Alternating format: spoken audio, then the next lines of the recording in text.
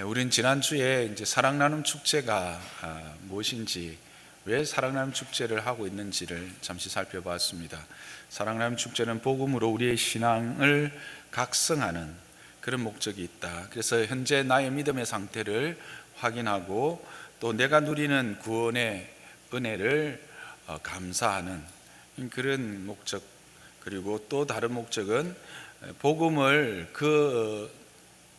구원의 감사를 함께 나누는, 그러므로 말미암아 내가 먼저 그 추수하는 기쁨, 영혼의 구원, 하나님의 열매 맺게 하신 것을 함께 거두어 드리는 그 구원을, 그 기쁨을 함께 누릴 뿐만 아니라 그 과정을 통해서 성령의 충만함도 함께 누리게 되는 그런 은혜를 입게 되고, 또 내가 전하는 복음으로 말미암아 주께서 구원하기로 작정된 자들이 그 예수 그리스도의 은혜 안에 들어와서 우리가 누리는 그 구원을 함께 누리게 되는 그런 목적을 가지고 사랑 나눔 축제를 하고 있다라는 말씀을 함께 나누어 보았습니다.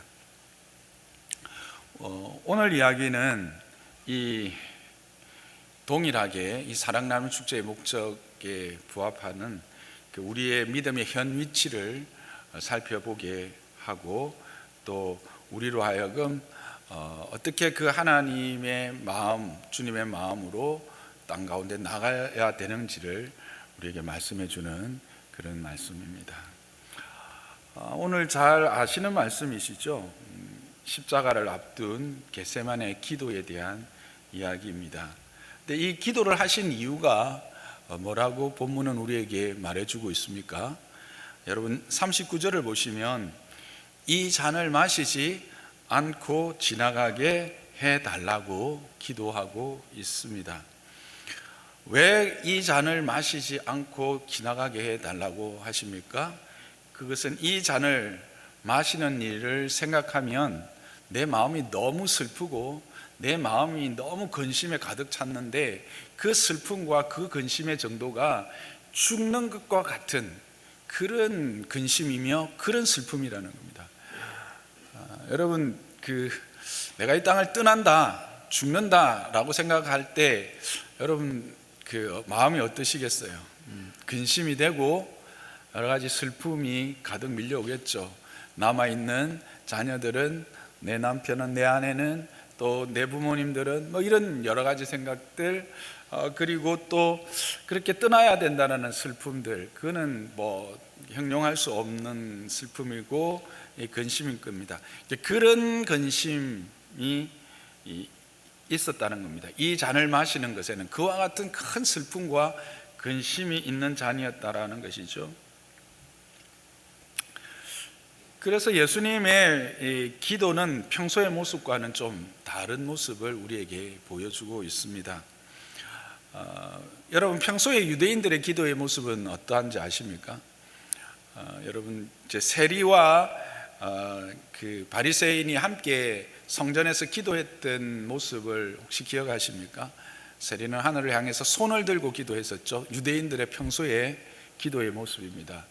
서서 하늘을 향해서 손을 들고 기도를 하는 모습. 그런데 오늘 예수님의 기도의 모습은 어떻습니까? 39절에 보면 얼굴을 땅에 대고 무릎을 꿇고 기도하고 계십니다. 이런 기도의 모습은 우리가 그 세리에게도 발견하지만 또 구약에서 엘리야의 기도를 떠올리기도 하죠. 엘리야가 갈멜산에서 바알과 아세라 그 선지자들과 함께 대결하고 난 이후에 하나님께서 약속하신 비를 기다리면서 기도할 때 그렇게 꿇어 엎드려서 무릎 사이에 머리를 넣고 기도했다고 그렇게 전해지고 기록해서 우리에게 말씀하고 있습니다. 또한 예수님의 기도는 땀을 쏟아내는 기도였습니다. 그러니까 우리가 땀이 보통 흐르면 땀이 송글송글 이렇게 맺히고 그게 더 많아지면 조금씩 이렇게 흘러내리죠, 그렇죠? 그런데 예수님의 그 기도에서 흘리신 땀은 그 정도가 아니었다는 겁니다. 누가복음을 보면 피같이 흘렀다라는 겁니다. 피는 어떻게 흐릅니까? 몽글몽글 솟아서 흐릅니까? 아니면 주르륵 흐릅니까? 주르륵 흐르는 거죠. 그러니까 땀이 우리가 운동을 아주 심하게 했을 때 흐르는 그 물같이 흐르는 그 땀의 모습처럼 예수님의 기도는 진액을 짜내는 그런 기도였다라고 하는 것을 말씀해 주고 있는 것이죠. 이것들이 의미하는 바는 뭘까요? 간절함이었습니다. 예수님의 지금 이 기도는 그만큼 간절하다라고 하는 사실입니다. 그 간절함이 뭘 위한 기도였다고요? 이 잔이 내게서 지나가기를.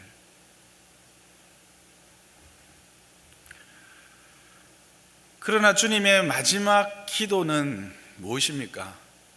그럼에도 불구하고 내 뜻대로, 내 원대로 마시고 아버지의 원대로 되기를 원합니다 라고 기도를 마치고 계십니다. 결국 그럼에도 그 잔을 마시고 그 길을 가는 이유가 뭡니까?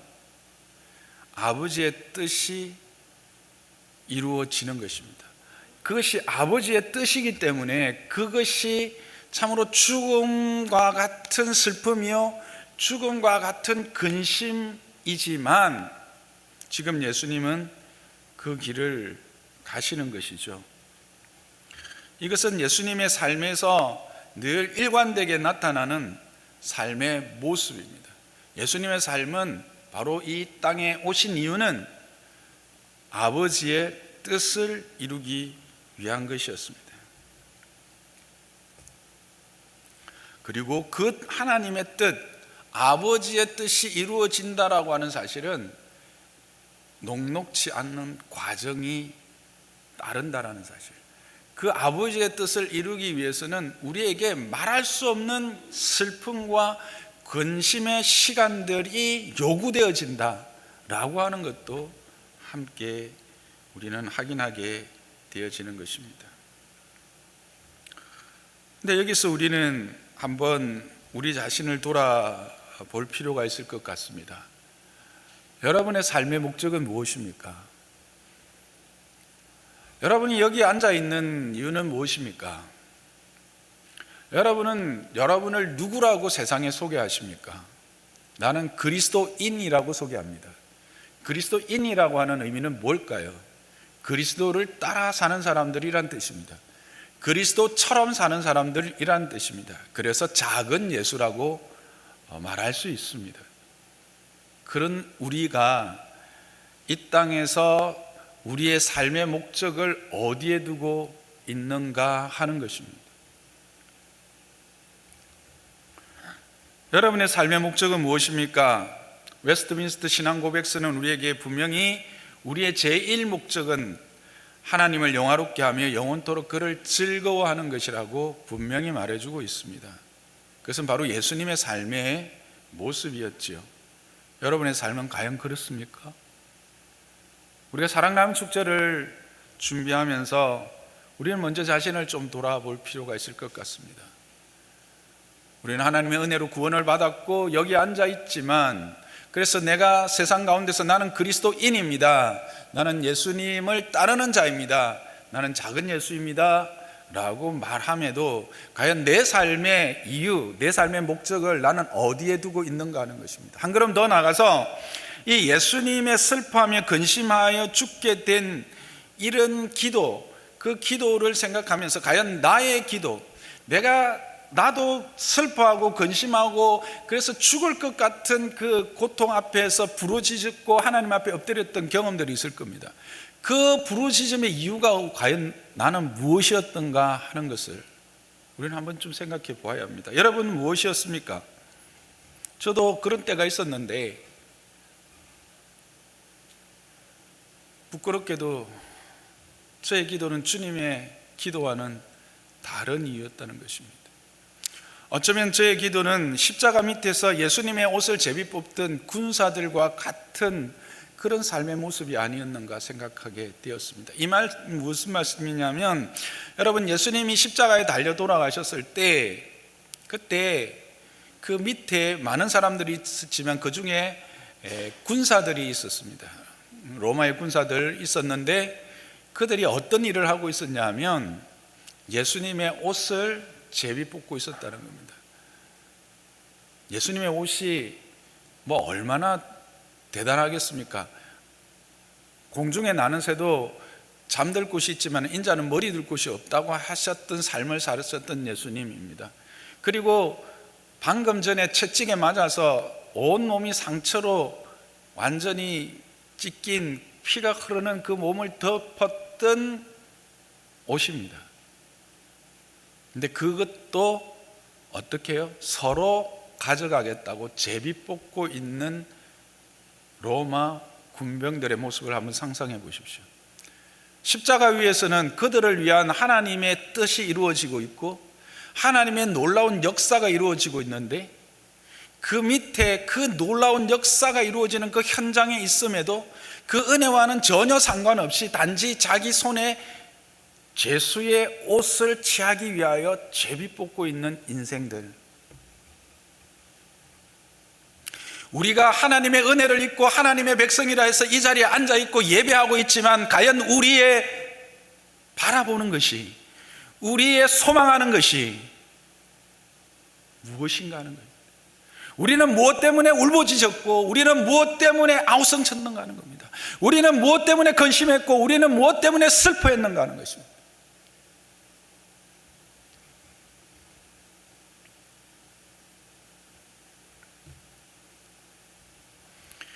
바울은 고린도전서 15장 19절에서 이렇게 이야기합니다. 함께 읽어보겠습니다. 시작. 만일 그리스도 안에서 우리가 바라는 것이 다만 이 세상의 삶뿐이면 모든 사람 가운데 우리가 더욱 불쌍한 자이러라. 그리스도 안에서 우리가 바라는 것이 다만 이 세상의 삶뿐이라면 모든 사람 가운데 우리가 더욱 불쌍한 자라고 말씀하고 있습니다. 왜 그렇습니까? 고린도후서에 이렇게 말씀하고 있습니다. 8장 9절입니다. 우리 주 예수 그리스도의 은혜를 너희가 알거니와 부요하신 이로서 너희를 위하여 가난하게 되시면 그의 가난함으로 말미암아 너희를 부요하게 하심이라. 그 부요함의 구체적인 모습이 무엇입니까? 야고보서 2장 5절에 야고보 사도는 이렇게 말하고 있습니다. 가난한 자를 택하사 믿음에 부요하게 하시고 또 자기를 사랑하는 자들에게 약속하신 약속하신 나라를 상속으로 받게 하셨다라고 말하고 있습니다. 우리의 부요함은 땅의 부요함과는 비교할 수 없습니다. 여러분, 우리가 누리는 하나님의 나라가 이 땅에 있는 그 아파트보다도 더 못한 겁니까? 우리가 하나님의 나라에서 누리는 그 부요함과 풍성함이 이 땅에서 누리는 그 진수성찬보다 못한 겁니까? 그렇게 생각하고 이 땅의 것들에 추구하고 이 땅의 것들에 집착하는 삶은 불쌍한 자라, 더욱 불쌍한 자라, 그렇게 이야기하고 있는 것입니다. 그래서 이것을 온전히 깨달았던 바울은 고린도후서 6장 10절에 이렇게 우리를 정의하고 있습니다. 우리는 근심하는 자 같으나 항상 기뻐하고 가난한 자 같으나 많은 사람을 오히려 부요하게 하고 아무것도 없는 자 같으나 모든 것을 가진 자다. 여러분 그러십니까? 여러분은 이런 존재인 것을 믿으시기 바랍니다. 우리는 이런 존재입니다. 우리는 땅의 것을, 세상의 삶을 위하여 울부짖고 아우성치고 그것 얻으려고 제비 뽑고 그렇게 살아가는 인생들이 아닙니다. 우리는 이미 하나님으로 말미암아 부요하게 된 자들입니다. 그의 자녀가 되었고 그의 나라를 이미 상속받은 자들입니다. 그래서 우리는 세상이 보면 근심하는 자 같으나 우리 안엔 진정 기쁨이 있는 것입니다. 우리는 세상이 보면 가난한 자 같으나 우리는 참으로 우리가 부요할 뿐만 아니라 다른 사람을 부요하게 하는 자들입니다. 우리는 아무것도 없는 자 같으나 모든 것을 가진 자들인 것을 기억하시기를 바랍니다. 그렇다면 우리의 기도는 어디를 향해야 할까요? 오늘날 동일하게 이 믿음의 역사가 진행되게 하기 위해서, 이 하나님의 뜻이 이 땅 가운데 이루어지게 하기 위해서 여전히 힘들고 어려운 걸음을 걸어가고 있는 자들이 있다라고 하는 사실입니다. 이 하나님의 뜻을 이루게 하기 위해서 여전히 슬픔과 근심 가운데 간구하고 있는 자들을 위하여 우리도 함께 기도해야 합니다. 누구입니까? 선교사님들입니다. 누구입니까? 북한의 지하교인들입니다. 누구입니까? 이슬람 국가에서 죽음을 담보하고 믿음을 지키려고 하는 자들입니다. 그들은 이 한 믿음 지키기 위해서, 이 믿음의 부요함을 함께 공유하기 위해서 그들은 말할 수 없는 슬픔과 근심 가운데 있지만 그 근심을 하나님께 내어놓고 하나님의 도우심과 하나님의 은혜 주심을 바라며 기도하고 있다는 사실을 우리는 기억해야 합니다. 이 겟세마네 기도는 우리에게 그것을 요구하고 있다고 저는 생각하고 있습니다.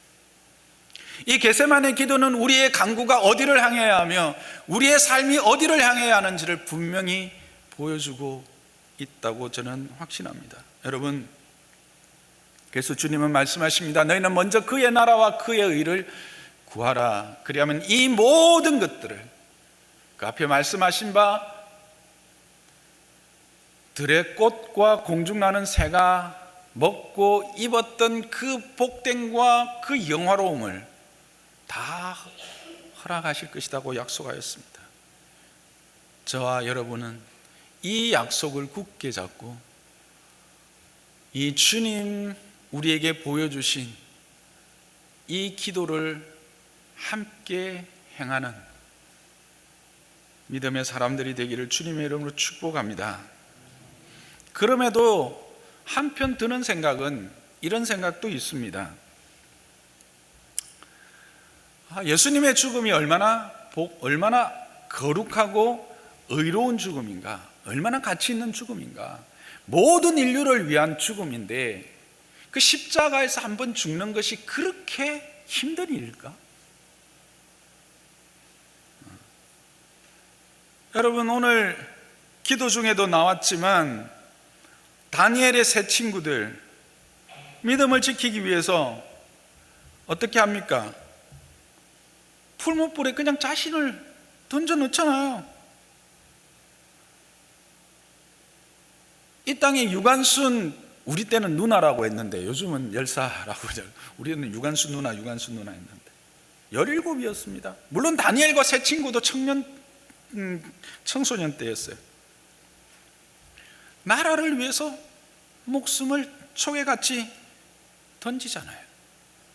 사람들도 이러는데, 물론 특별하기는 하지만 예수님이 그냥 십자가에서 죽는 것, 물론 고통스럽고 물론 참으로 아프고 힘든 과정이지만 그것 때문에 과연 이렇게 슬퍼하시고 근심하시면서 진액을 짜내는 기도를 하면서 이 잔이 지나가기를 소원하셨을까? 그런 질문을 하게 됩니다. 그러면서 그것이 아닐 것이다. 그렇다면 뭔가 이 예수님의 진정 이와 같은 진액을 짜내는 슬픔과 근심은 무엇일까? 라고 하는 질문을 하게 됩니다. 여러분은 뭐라고 생각하십니까?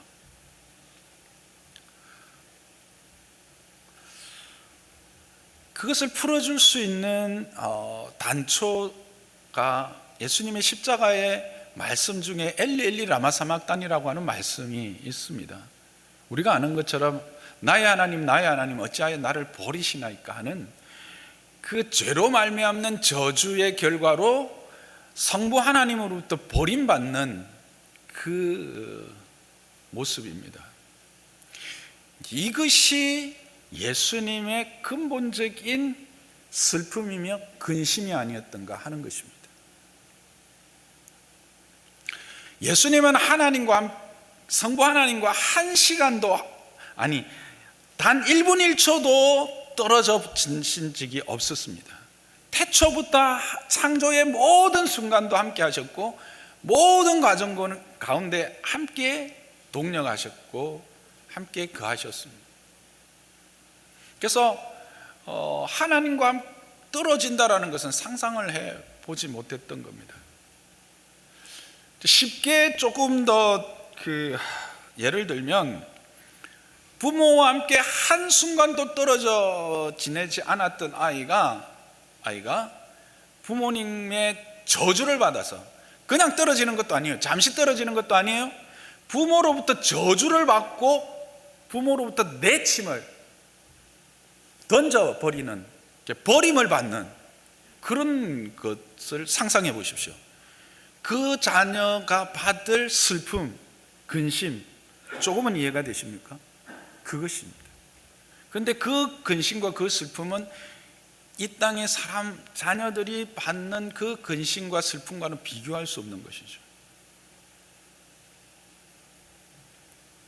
예수님의 슬픔과 근심은 그것입니다. 그래서 절규할 수밖에 없었던 것입니다. 그리고 또 다른 하나는 영원한 생명을 소유한 자의 영적 죽음에 대한 공포입니다. 여러분, 죽음에 대한 공포는 산자의 몫입니까? 죽은 자의 몫입니까? 산자가 죽음에 대한 공포를 느낍니까? 죽은 자도 죽음에 대한 공포를 느낍니까? 죽은 자는 죽음에 대한 공포가 없습니다. 이 말이 뭐냐면 우리는 살았지만 예수 밖에 있으면 산자입니까? 죽은 자입니까? 죽은 자입니다. 죄와 허물로 이미 죽은 것입니다. 호흡이 있지만 이것이 영원한 생명이 아닙니다. 참 생명, 그것은 오직 예수 그리스도 안에 있었습니다. 예수 그리스도가 그 참 생명을 소유한 자였습니다.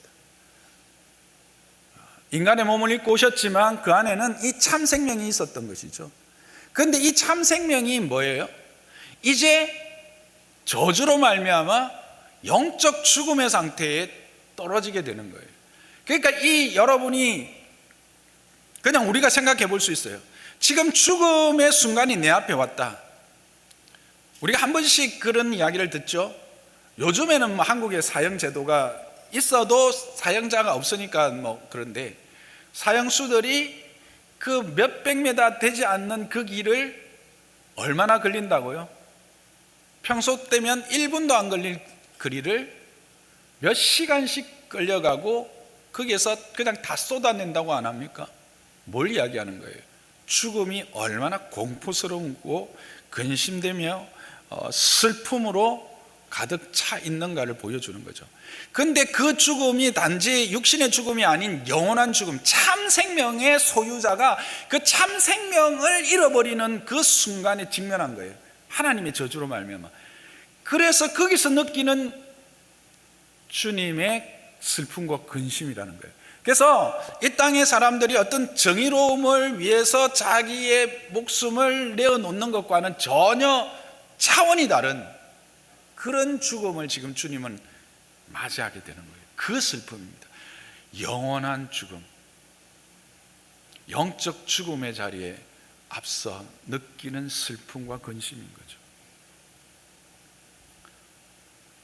여기에 이르게 되면 우리는 어떤 생각을 하게 됩니까? 이 슬픔과 이 근심을 그대로 수용하면서 이루어내신 게 뭡니까? 하나님의 뜻이잖아요. 그 하나님의 뜻이 뭐라고요? 갈라디아서 1장 4절을 봅시다. 시작. 그리스도께서 하나님 곧 우리 아버지의 뜻을 따라 이 악한 세대에서 우리를 건지시려고 우리의 죄를 대속하기 위하여 자기 몸을 주셨다라고 이야기합니다. 뭡니까? 우리 아버지의 뜻, 그것은 이 악한 세대에서 우리를 건지시기 위해서 예수님이 자기 몸을 주는 것이라는 겁니다. 아버지의 뜻은 뭐예요? 저와 여러분을 살리는 거였어요. 누구를? 그 아들 예수 그리스도를 죽여서. 그런데 그 아들 예수 그리스도가 그 죽음 앞에 당면한 현실은 뭐예요? 말할 수 없는 슬픔과 근심이에요. 그건 바로 아버지로부터 버림받는, 그래서 영원한 영적 죽음에 내던져지는 그와 같은 슬픔이었다는 거예요. 그래서 우리는 어떻게 됩니까? 그것을 그가 담당하셨기에 우리는 어떻게 되었습니까?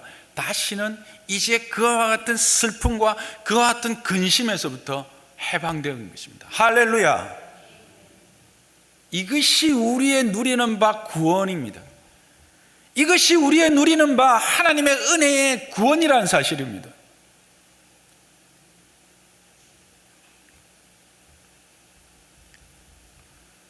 여러분, 여기서 우리는 다시 한번 우리 자신을 돌아보게 됩니다. 나는 죄로 말미암아 하나님의 진노를 당하는 것, 그 하나님의 진노 앞에 서는 것에 대해서 얼마나 민감하였던가 하는 겁니다. 하나님의 그 진노 앞에 서는 그 죄에 대해서 얼마나 민감하게 생각하고 반응하고 행하였던가 하는 겁니다. 하나님의 진노는 나중 일이요, 지금 내 앞에 누려지는 선악을 알게 하는 나무의 열매와 같은 달콤함, 보기에 좋고 먹기에 좋고 나로 하여금 충분히 빛나게 할 것 같은 그 달콤함, 거기에 너무 쉽게 나를 그냥 던져버리거나 아니면 그곳에 그냥 방치하고 있지는 않았는지, 주님은 그것 때문에 그렇게 근심하며 그렇게 슬퍼하면서 주님 앞에 간절히 기도하여 그래서 결국 이루어내신 그 놀라운 은혜를 나는 다시 그 진탕 속으로 들어가는 일에 대해서 아무런 가책도 아무런 망설임도 없이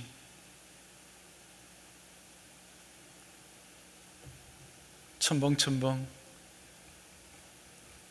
들어가고 있지는 않았는지, 그 죄로 말미암는 영적 죽음을 얼마나 고통스러워하며 슬퍼하고 있었는지, 그리고 그것을 멀리하기 위해서 애쓰고 있었는지.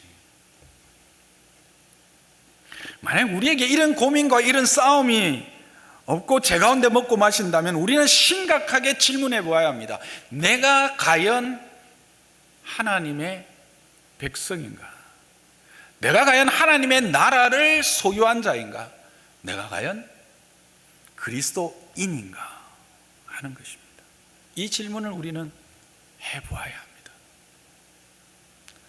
이 질문에 여러분 모두가 부족하고 떨리는 마음이지만 종이 이 은혜 안에 있음을 감사하는 저와 여러분 되시기를 주님의 이름으로 축복합니다. 그렇습니다. 누가 이 질문 앞에 떳떳하고 담대하게 답할 수 있겠습니까만, 그러나 이런 질문들을 통해서 우리는 우리를 다시 돌아보고 우리의 연약함들을 은혜로 채워나가는 그런 자리에 있을 때 하나님은 그런 우리를 통해서 주님의 뜻을 함께 이루어갈 줄 믿습니다. 그러면서 그것이 우리에게 감사가 되기를 주님의 이름으로 축복합니다. 여러분, 얼마나 감사한 일입니까? 내가 감당해야 될 이와 같은 영원한 죽음에서, 이와 같은 슬픔과 근심에서 우리를 자유케 하셨다는 사실.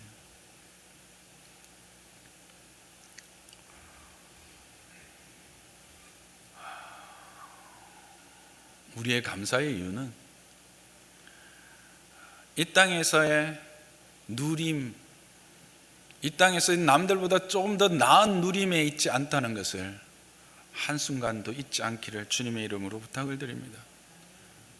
우리의 감사의 궁극적인 이유는 우리를 진정 하나님의 나라의 자녀로, 그의 백성으로 삼으신 것입니다.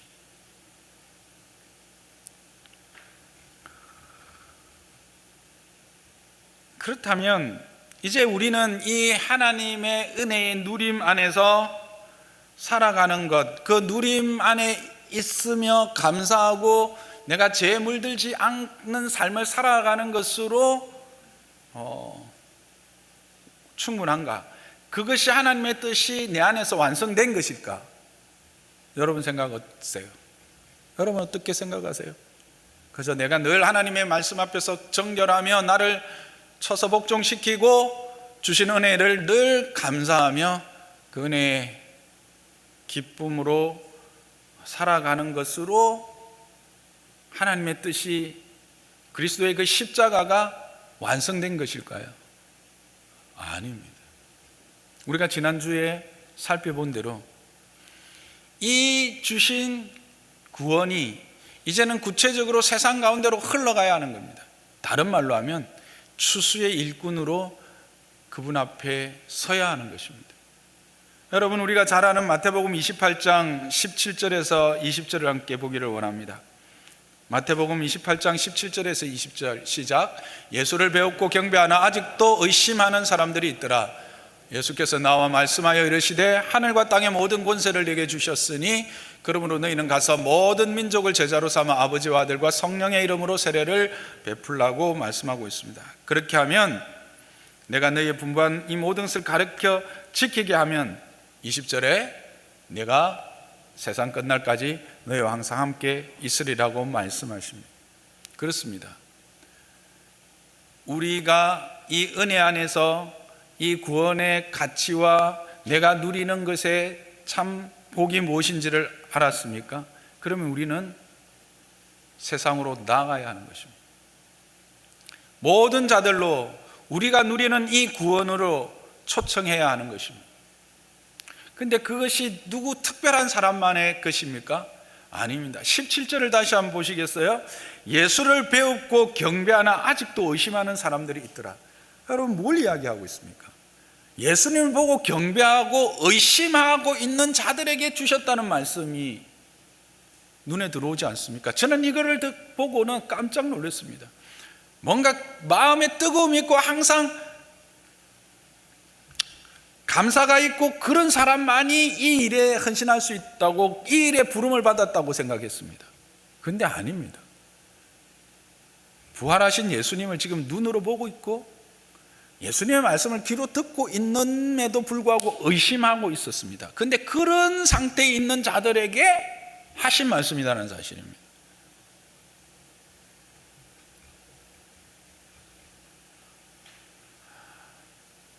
경배함이 뭡니까? 예배죠. 다른 말로 하면 여기 이렇게 예배하러 오신 여러분 모두에게 주시는 말씀이에요. 여러분 가운데 아직도 어떤 분들은 목사가 이렇게 설교하고 막 해도 별로 크게 안 와닿고 여전히 세상 일로 슬프고 그것 때문에 근심되고 그 내게 받은 바 구원에 대해서는 의심이 되는 분들이 있을 거예요. 그런데요, 그런 분들에게도 예수님은 뭐라고 말하냐면 가서 제자를 삼고 아버지와 아들과 성령의 이름으로 세례를 베푸는 이 일에 참여하라는 거예요.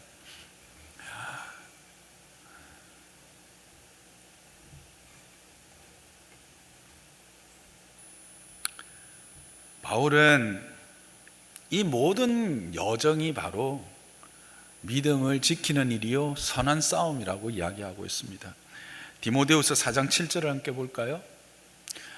그는 그의 삶을 마감하는 자리에서 이렇게 디모데후서에 기록하고 있습니다. 시작. 나는 선한 싸움을 싸우고 나의 달려갈 길을 마치고 믿음을 지켰다라고 말합니다. 여러분, 바울의 생애를 아시지요?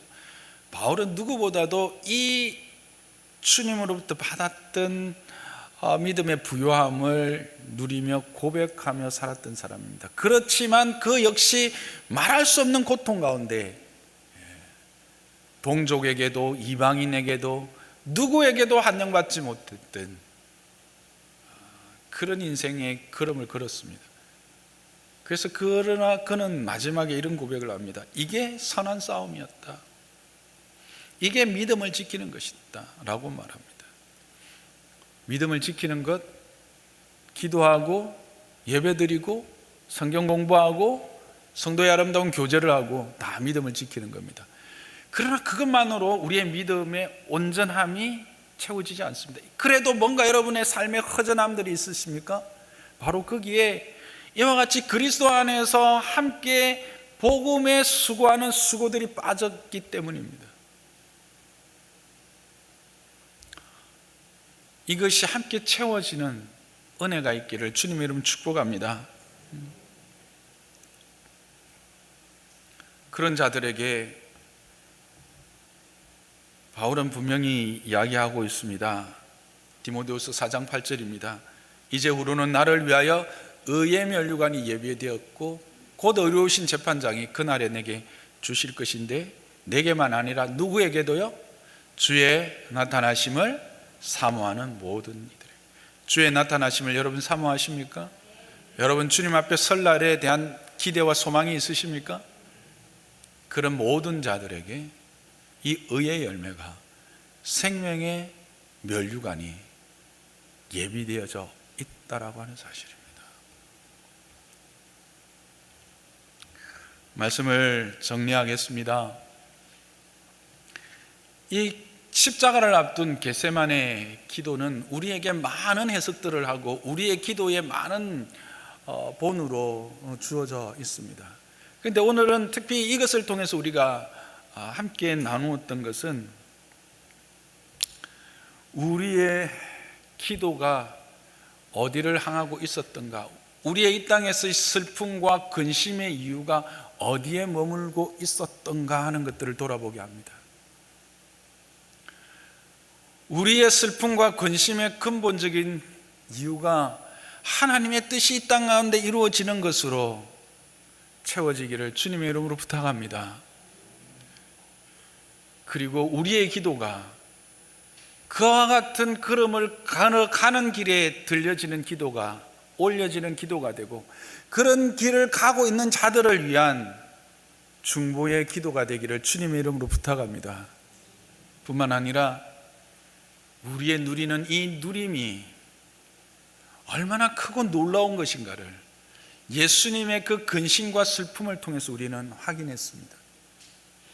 그것은 예수님조차 어찌할 수 없을 만큼의 엄청난 근심이었고 슬픔이었다는 사실.